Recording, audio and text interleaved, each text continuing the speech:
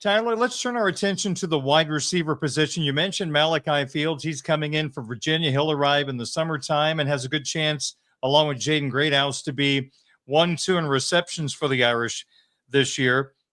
So with Fields not in spring practice, do you feel like there was a wide receiver that enhanced his standing on the depth chart by the way they handled spring practice? Yeah, I'm going to say Jordan Faison, just because at this time last year, we didn't see a whole lot of Jordan Faison. He was helping Notre Dame win a second consecutive national championship in lacrosse. He's still doing that. Notre Dame's going for a third national championship now. The bracket actually just came out this past weekend, and it's a tougher road because Notre Dame's season was a little tougher on them, but they're in the dance, and maybe Jordan Faison can be that guy to go help them win again. On the football field, again, we saw more of him this year than we did last year. And I think that's huge just in terms of getting those reps in. And I think he understood that and realized that. And it takes going through it to know what you're missing or what you could be doing in terms of what you get out of spring practice. Last year, he took it easy and he dedicated more of his time to lacrosse, which was awesome. He had a phenomenal year. And again, Notre Dame won the Natty. This year, he said, you know what?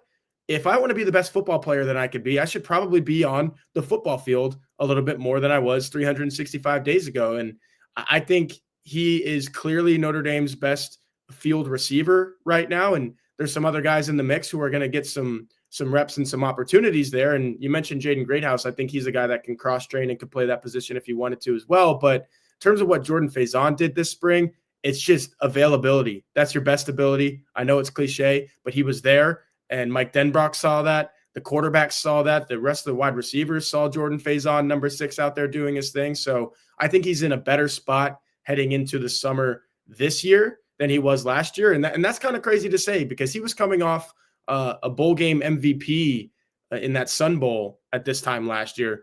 Now he's coming off a season where he was hampered by an ankle injury, and there's a little questions and concerns. But just being there in the spring, Darren, I think that will provide big benefits going forward for Jordan Faison. Tyler, we're now past the way too early top 25 college football rankings now with a lot of portal activity taking place. We have a better understanding of what rosters are going to look like for the fall of 2025. Andy Staples has Notre Dame as his number 2 team in the country. Are you surprised to see some of the prognosticators putting the Irish that high, considering that their starting quarterback has not started a game so far in his collegiate career? Yeah, quarterback is the most important position on any football team. We know that. It's right up there with NHL goalie in terms of the most important positions in sports.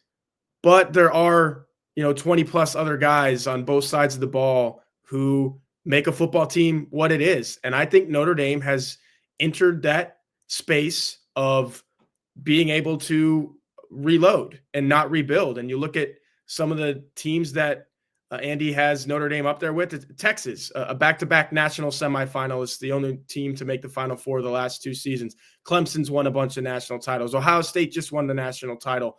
Penn State's always been good under James Franklin, can't get over the hump. But guess what? They were a national semifinalist last year. And then a couple of other teams in that top 10 that Andy Staples released, Alabama, Georgia, again, teams that are used to winning national championships. So Notre Dame hasn't won that national championship yet, but under Marcus Freeman in 3 years, going on 4 now, I think you see a program that is capable of doing it. They just played for one last year, and Ohio State was a phenomenal football team. Nobody's surprised that they won. But I think we've entered a space now that nobody is surprised that Notre Dame is among those national title favorites and teams that are considered to be capable of winning it. I think you go into any college football season, especially now with the NIL and all that, there's a little bit more parity.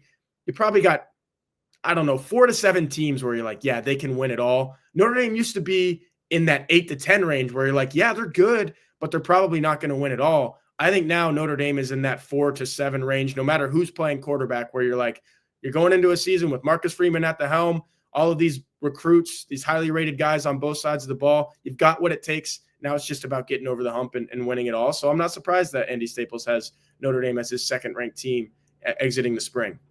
For those that are watching on the Blue and Gold YouTube channel, we posted Andy's complete top 25. And Tyler, one thing that's interesting about the list, and there it is once again, You see very limited Notre Dame opponents in that top 25. Now, the opener is at number 20, Miami. Now, they've been allegedly back for, I don't know, 10 or 15 years, but I'm not sure they're truly back as of yet. But Tyler, is it already fair to say that this schedule is very manageable for Notre Dame to become one of the best teams in the country or one of the highest ranked squads in college football?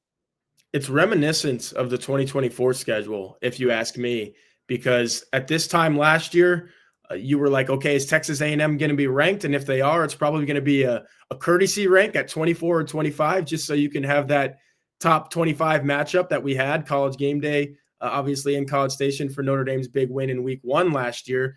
It kind of feels like that again. Maybe Miami is a little bit better than last year's A&M team that went 8-4.